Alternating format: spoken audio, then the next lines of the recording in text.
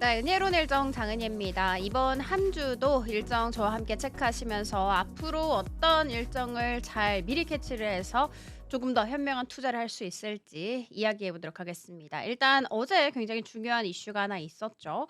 이 이슈에 대해서부터 먼저 말씀드리도록 할게요. 한국은행 같은 경우에는 당연히 예상을 했던 대로 이번에 기준금리를 인하를 하게 됐습니다. 조금 더 디테일하게 들어보자면 일단 기존 2.75에서 2.5%로 내린 겁니다. 이건 작년 10월 이후 무려 네 번째 인하라고 보시면 됩니다. 그런데 좀 타이밍이 심상치 않습니다. 대선을 불과 닷새 앞둔 시점 정도였다라는 부분. 자, 이 시기에 금리를 내린다는 것은 단순한 결정이 아닙니다. 그만큼 경제 상황이 좋지 않다는 것이죠. 자, 그렇다면 왜 이런 결정을 내렸을까요? 핵심은 내수 부진입니다. 그리고 수출 불안입니다. 우선 민간 소비, 건설 투자 같은 내수는 이미 꽁꽁 얼어붙은 상황이고요. 1분기 실질 GDP 그러니까 경제 성장률이 전분기보다 마이너스 0.2%나 줄어들었습니다. 간단하게 말을 하자면 경제가 뒤로 후퇴를 한 것이죠. 자, 여기에 미국발 관세 전쟁이 겹치면서 수출마저 함께 흔들리고 있습니다. 이런 상황에서 한국은행은 금리를 내려서 소비와 투자를 자극을 하자 좀 이렇게 판단을 한 것입니다. 그런데 여기서 끝이 아니죠. 이쯤 되면 당연히 이런 질문이 나옵니다. "금리나 그러면 좋은 거 아니에요?" 하실 텐데 단기적으로는 맞습니다. 그렇지만 장기적으로 보면 우려도 크다고 볼 수가 있겠죠. 크게 이유는 세 가지입니다. 첫 번째, 재정 정책 없이 금리만 내리는 것은 그 효과가 제한적입니다. 돈을 푼다고 해도 정부가 직접 써주는 추가 경정 예산, 그러니까 추경이 같이 안 나오면 그 돈이 투자로 안 가고 엉뚱한 데로 흐를 수가 있습니다. 둘째, 금리를 내리면 돈이 부동산 시장으로 쏠릴 수가 있습니다. 특히 최근에 토지 거래 허가 구역 해지 같은 조치도 나오면서 사람들이 새 정부 들어서면 집값이 또 오르지 않을까 이런 생각을 하고 있거든요. 이런 심리가 겹치면 집값이 다시 들썩일 수 있고, 자, 그리고 그 결과는 가계 부채 폭증으로 이어질 수 있습니다. 셋째는 미국과의 금리 격차입니다. 미국 기준금리는 현재 4.25에서 4.5%인데 우리는 이제 2.5%니까 무려 2%포인트나 차이가 나는 것이죠. 이럴 경우 외국인 자금이 한국 시장에서 빠져나갈 수가 있고요. 그럼 원화 가치가 떨어지면서 환율 불안이 다시 올 수 있습니다.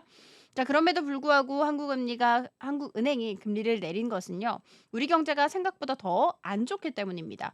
대표적으로 올해 우리나라 경제 성장률 전망치 계속해서 낮아지고 있습니다. 예를 들어서 현대경제연구원은 1.7%에서 0.7%로, 그리고 KDI 같은 경우에는 1.6%에서 0.8%로, 자, 그리고 해외 주요 투자은행 8곳 평균도 0.8%에 불과합니다. 한국은행도 자체 성장률 전망을 1.5%에서 0.8%로 낮췄습니다. 석 달 만에 무려 0.7%포인트 하락을 한 것입니다. 자, 이 정도면 0%대 저성장이 아니라 성장 정체 수준이라고 봐도 됩니다. 그래서 전문가들은요, 이 상황에선 금리 인하를 더 이상 미룰 수 없다. 그만큼 한은의 결정은 불가피했다라는 부분입니다. 자, 그러면 한 가지 주목을 해야 하는 부분은 환율 상황입니다. 사실 지난달까지만 해도 원달러 환율이 1,487원까지 치솟았었죠. 자, 그런데 최근에는 그래도 1,360원대까지 안정세를 보이고 있습니다. 미국에서 관세 정책과 재정 적자 이슈로 달러 가치가 떨어졌기 때문인데, 그래서 이번에는 환율 부담 없이 금리를 내릴 수 있었던 것이죠. 하지만 문제는 여기서 끝나지 않습니다. 계속 금리를 내리면 환율은 다시 오를 수가 있습니다. 외국인 투자자들은 더 높은 금리를 찾아서 미국으로 떠날 테고, 그럼 원화 수요가 줄어들면서 원화 약세, 다시 말해서 환율 상승이 나타날 수가 있는 것이죠. 자, 그리고 또 하나 리스크, 부동산 시장입니다. 지금 5대 은행의 가계대출 잔액은 746조 원을 넘었습니다. 불과 한 달 사이에 3조 넘게 증가했고요. 전월 대비해서도 증가 속도가 더 빨라졌다고 합니다. 자, 금리가 내려가니까 사람들이 다시 돈을 빌리기 시작을 한 것입니다. 새 정부가 들어서면 부동산 규제가 풀릴 것이라는 기대감까지 더해지면서 부동산 시장이 다시 과열될 가능성 있습니다. 이제는 통화 정책, 즉 금리만으로도 경기를 살리는데 한계가 있다는 지적 많습니다. 한 연구위원도 금리 인하 효과가 없진 않겠지만 제한적이다라면서, 왜냐면 지금 금리가 좀 낮아졌다고 해서 사람들이 무조건 돈을 빌리는 건 아니니까 대출 규제는 여전하고 은행들도 위험을 회피하려고 하기 때문에 시장에 잘 돈이 안 풀릴 수 있다고 봤습니다. 그래서 점점 정책의 무게중심에 통화에서 재정으로 넘어가고 있다는 평가 나옵니다. 그러니까 정부가 직접 돈을 쓰는 쓰는 것이 더 중요해졌다라는 부분이죠. 자, 그러면 앞으로 전망 어떻게 보고 있을까? 전문가들은 앞으로 한두 차례 더 금리를 인하할 가능성이 높다고 보고 있습니다. 왜냐하면 지금 상황이 너무나도 좋지 않기 때문에 어느 정도는 강한 자극이 필요하다고 보는 것이죠. 자, 물론 이 과정에서 부동산, 환율, 외자, 이탈 같은 리스크는 계속 따라다닐 것으로 보고 있습니다. 자, 그래서 앞으로는 단순히 금리만 건드리는 것이 아니고 재정 정책, 규제 정책, 부동산 정책 등과 함께 정교하고 입체적인 대응이 필요하다는 목소리 나오고 있습니다. 자, 그러면 이 주제에 마무리를 해 보자면 한국은행 경기 부진수 속에 기준금리 인하했고 소비와 투자를 살리기 위한 결정이었고 자칫 부동산 과열, 가계부채 증가, 외환 시장 불안으로 이어질 가능성은 있다. 금리 인하만으로는 부족하고 재정 정책과 병행한 입체적인 대응이 필요하다. 자, 앞으로 금리가 더 내려갈지, 환율은 어떻게 될지, 부동산 시장은 다시 들썩일지 지켜봐 주시면 좋겠습니다. 자, 그리고 일정 체크 하나씩 해 드리도록 하겠습니다. 금요일 일정까지 다 지나갔는데 미국 PC 같은 경우에도 나왔고 실적 코스트코 있습니다. 자, 일단 코스트코 이야기는요. 제가 잠시 후에 더 디테일하게 풀어 드리도록 할 테니까 지금부터 시작을 해 보도록 하겠습니다. 자, 일단 미국 PC부터입니다. 다가오는 5월 말에 이제 앞으로 시장에 이목이 집중되고 있는 미국 경제 지표 발표와 더불어서 연준의 통화 정책에 대해서 말씀드리도록 할게요. 요즘 투자자들이 가장 주목하는 이슈는 연준이 과연 언제 금리를 인하할 것인가입니다. 자, 이 질문에 해답을 찾기 위해서는 PC 물가지수, GDP 성장률, 그리고 연준 인사들의 최근 발언까지 여러 데이터들을 종합적으로 살펴볼 필요가 있습니다. 자, 먼저 가장 핵심 지표인 PCB 물가지수에 대해서 이야기해 보도록 하겠습니다. PC는 우리말로 해석을 해보자면 개인 소비 지출 가격 지수입니다. 쉽게 말하면 미국 국민들이 실제로 물건을 사거나 서비스를 이용할 때 지불하는 평균 가격의 변동을 보여주는 지표인데 이게 왜 중요하냐면 연준이 통화 정책을 결정을 할 때 가장 중시하는 물가 지표이기 때문입니다. 사실 우리에게 익숙한 물가 지표는 소비자 물가 지수 CPI입니다. 그런데 뉴스에서 보통 CPI 수치를 먼저 보도하죠. 그런데 연준은 CPI보다 PCE를 더 중요하게 봅니다. 왜냐하면 PCE는 소비 항목이 더 다양하고 실시간 소비 트렌드나 기업 가격 책정 구조를 조금 더 현실적으로 반영하기 때문입니다. 특히 근원 PCE는 식품과 에너지처럼 계절이나 국제 상황에 따라서 요동치는 품목들을 제외한 물가 지표입니다. 그래서 정책을 좀 판단을 할 때 더욱더 신뢰가 높다고 여겨지죠. 자, 그렇다면 최근 발표된 수치와 전망은 어떻게 됐을까? 지난 3월 근원 PC의 물가 상승률은 전월 대비 보합이었습니다. 연간 상승률 2.6% 수준이었고 이 수치는 시장에서 다소 반가운 결과로 해석이 된 바가 있었죠. 자, 왜냐하면 연준이 목표로 삼는 연간 물가 상승률 그러니까 2%에 더 가까워지고 있다는 뜻이기 때문입니다.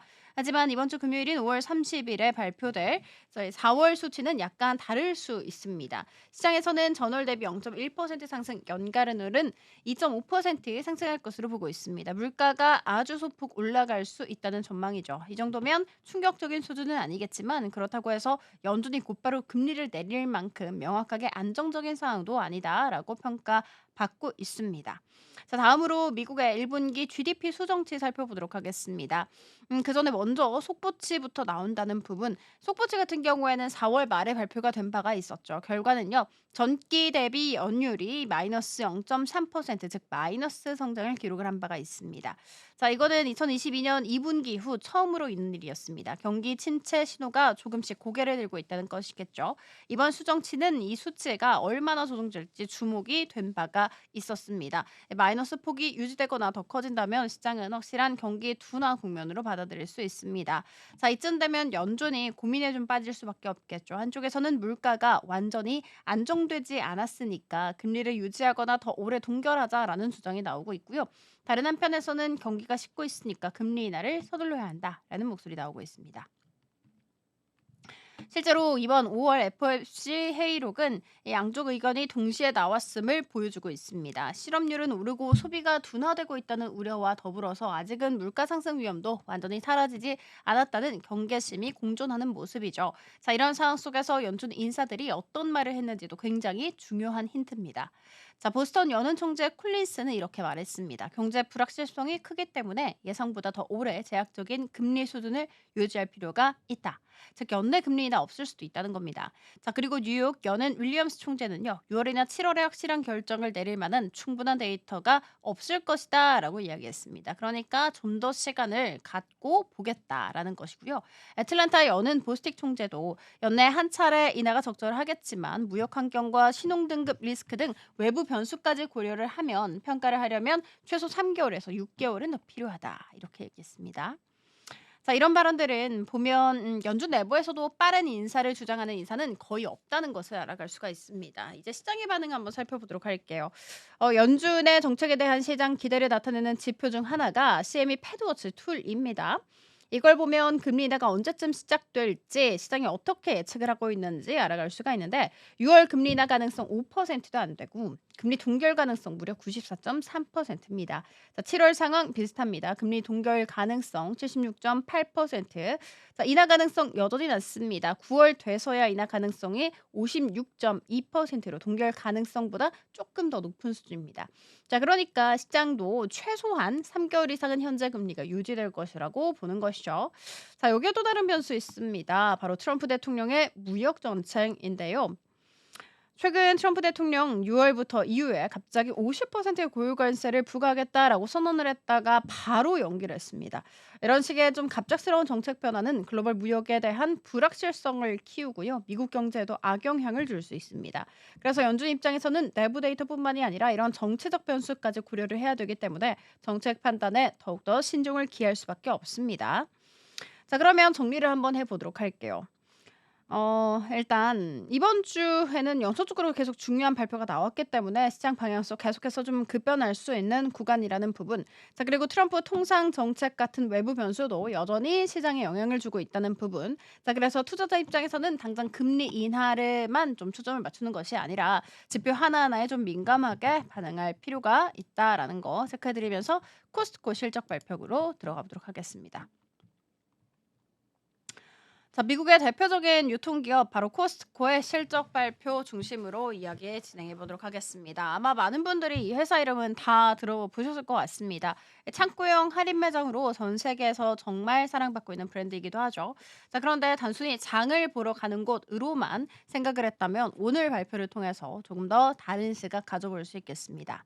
자, 먼저 어떤 일이 있었는지 간단하게 정리해 드리도록 할게요. 코스트코가 조만간 3분기 이제 2025 실적을 또 발표를 할 예정입니다. 이것을 앞두고 지금 시장에서는 정말 다양한 분석과 전망이 쏟아지고 있습니다. 투자자들 사이에서는 좋은 실적이 나올 것이라는 기대를 함과 동시에 근데 주가가 얼마나 오를 수 있을까 하는 기대도 또 의문도 함께 나오고 있습니다. UBS에서는요, 이번 실적 발표에 대해서 이렇게 평가했습니다. 인플레이션과 관세 같은 외부 리스크에 유연하게 대처하고 있는 코스트코의 운영 능력은 높이 평가할 만하다. 이런 말이 나올 정도로 안정적인 기업이겠죠. 자, 그러면 주가 상승은 좀 왜 제한적인지 살펴보도록 하겠습니다. 핵심 포인트 중 하나인데요. 시장 분석가들에 따르면 대다수 애널리스트들이 코스트코 주식에 대해 매수 의견을 유지는 하고 있지만 정작 주가 상승 여력 자체는 크지 않을 것으로 보고 있습니다. 그 배경은 최근 들어서 코스트코의 주가가 이미 많이 오른 상태이고요. 실적이 아무리 좋아도 시장이 그것을 놀라움으로 받아들이지 않으면 주가가 큰 폭으로 움직이기는 어렵다는 것입니다. 쉽게 말해서 기대가 이미 반영됐다는 것이죠. 자, 그러니까 지난 분기 실적을 기준으로 보면 총 매출 631억 9천만 달러, 우리 돈으로 91조 원이었습니다.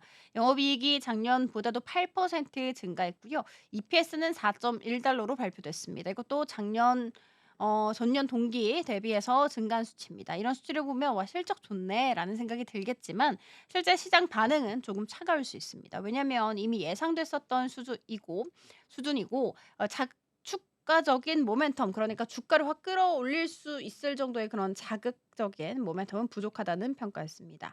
자, 그리고 또 하나 중요한 포인트 있습니다. 코스트코가 작년 9월에 7년 만에 회원비를 또 인상을 했었죠. 자, 그런데 이 인상된 회원비가 실적에는 긍정적인 영향을 미칠 수 있지만 한편으로서는 소비자 입장에서 부담으로 느껴질 수 있습니다. 하지만 UBS는 이런 회원비 인상이 장기적으로 유리하게 작용할 수 있다고 평가하고 있습니다.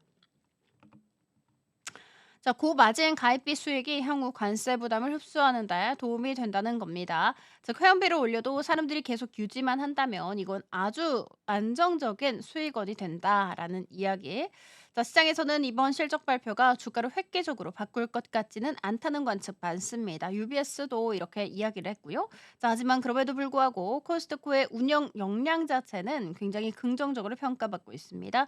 자, 결국 투자자들 입장에서는 단기적인 급등을 기대하기보다는 코스트코처럼 실적과 운영 안정성이 높은 기업을 중장기적인 관점에서 접근하는 것이 더 유리할 수 있습니다. 실제로 코스트코 올 들어서 한 주가가 10%가량 상승을 했는데 이게 시장 전체가 출렁이는 와중에도 굉장히 안정적인 흐름을 보여줬다는 점에서 투자자들의 신뢰가 많이 모이고 있는 상황입니다. 자, 그러면 앞으로 주목해야 하는 부분은 어떤 것일까? 이번 실적에서 회원수 증가나 매출 성장률이 시장 기대치를 얼마나 웃도는지 이 부분을 체크를 해야 될 테고요. 그리고 트럼프 행정부의 관세 정책이 실제로 코스트코의 비용 구조에 어떤 영향을 줄지 현재 트럼프 대통령은 유럽 연합에 50% 관세를 부과를 또 하겠다 했다가 다시 처리를 한 상황이기 때문에 만약 이게 또 다시 실행이 될 수 있잖아요. 그렇게 된다면 원가 부담이 커질 수 있다는 부분. 자, 그리고 셋째, 코스트코가 어떤 방식으로 물류와 운영 흐름을 또 개선을 해 나가는지도 앞으로 중요한 투자 판단의 근거가 될 수 있습니다. 예를 들어서 AI나 뭐 자동화 기술 이런 것들을 도입을 하게 된다면 인건비도 줄일 수 있고 배송 속도도 높일 수가 있겠죠. 자, 오늘 핵심 그렇습니다. 코스트코 단기적인 자극은 좀 부족할 수 있습니다. 그렇지만 실적 안정성과 운영 효율성 면에서는 매우 우수한 기업이라는 점에서 중장기 투자 매력 여전히 유효합니다. 이번 실적 발표에서 얼마나 놀랍냐 보다는 얼마나 견고하냐 여기에 주목을 하면 좋을 것 같고요. 자, 코스트코 요즘 뭐 할인하나 보다라기보다는 이 회사가 어떤 방식으로 위기를 관리하고 실적을 유지하는지에 관심이 조금 더 생기셨을 걸 바랍니다. 자, 그리고 마지막은요. 미국 정치권의 가장 중요한 결정, 어떻게 세계 에너지 산업에 큰 방향을 주고 있는지 말씀드리도록 하겠습니다. 바로 미국의 원자력 발전 용량을 2050년까지 4배로 늘리겠다라는 선언이었죠. 자, 이 행정명령 단순히 미국 내 정책 변화에 그치지 않고 세계 전체의 에너지 투자 흐름에 불을 지필 수 있습니다. 자, 바로 이 발표 이후에 원전 관련 종목들 급등세 보였었죠. 이 투자자들의 관심도 다시 모아지고 있습니다. 그 배경에는요. 일단 원자력 산업 오랜 침체 역사부터 하나씩 살펴보도록 할게요. 자, 일단 왜 이게 중요한 뉴스냐면 원자력 사업 같은 경우에는 사실 2011년 일본 후쿠시마 원전 사고 이후로 전 세계적으로 거의 기피 산업이었습니다. 안정성에 대한 우려, 높은 건설 비용, 복잡한 인허가 문제 뭐 이런 것들 때문에 투자자들 사이에서는 완전히 외면을 받고 있었죠. 그런데 이제 분위기가 많이 바뀌었습니다. 기후변화, 탄소 중립이라는 전 지구적 과제가 부상하면서 탄소 배출이 적은 원자력이 재조명받고 있습니다. 자, 여기에 미국뿐만이 아니라 유럽 국가들 역시도 원전이 필수적인 에너지라는 데 동의를 하고 있는 상황이고요. 골드만삭스 같은 경우에는 굉장히 인상적인 보고서를 또 여기에 대해서 냈습니다. 핵심은 이겁니다. 원자력 산업이 침체기를 벗어나서 대도약의 전환점에 도달했다.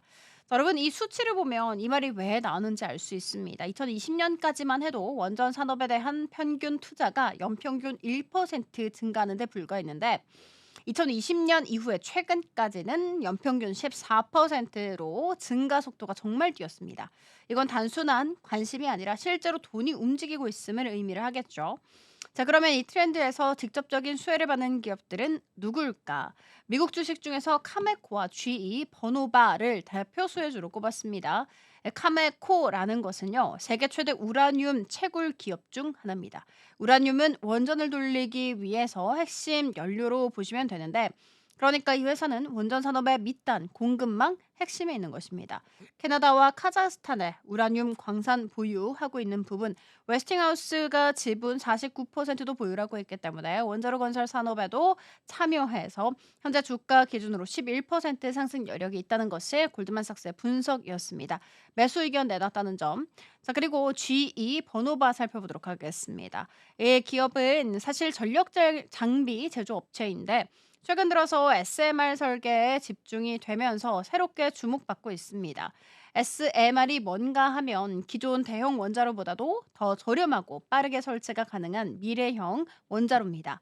캐나다 온타리오에서 이미 건설 허가를 받았었고 2030년까지 5기가와트의 원자력 발전 목표도 잡았습니다.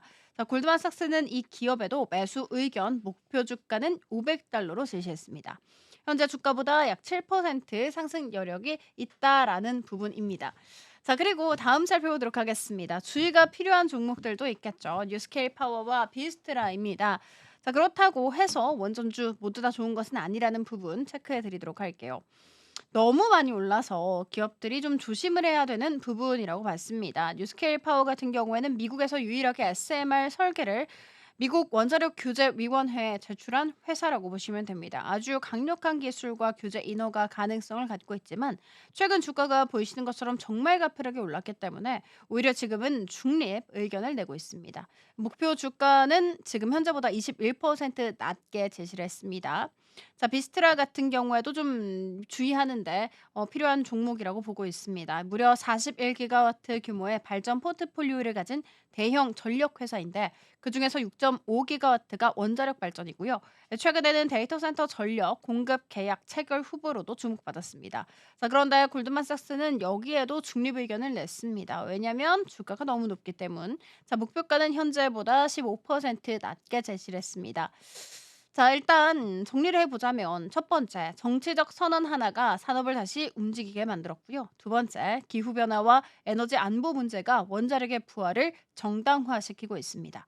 세 번째, 실제로 돈이 움직이고 있으며 일부 기업에는 강한 기회가 되고 있습니다. 특히 SMR이라는 새로운 기술이 원자력 산업의 다음 시대를 여는 열쇠가 될 가능성 매우 높습니다. 10년 전까지만 해도 원자력이라는 말은 좀 꺼내기 부담스러운 주제였습니다. 하지만 지금은 굉장히 달라졌고요. 기후 위기와 전력 부족, 탄소 배출 감축 같은 전 지구적인 과제를 해결하려면 원자력이라는 도구를 버릴 수 없다는데 전 세계가 공감하고 있습니다.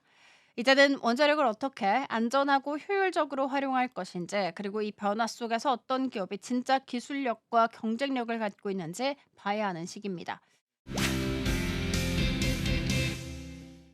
네, 지금까지 은혜로운 일정 함께 살펴봤습니다. 저는 다음 주 목요일에 새로운 이슈를 들고 새롭게 은혜로운 일정으로 찾아오도록 하겠습니다. 오늘도 시청해 주셔서 감사합니다.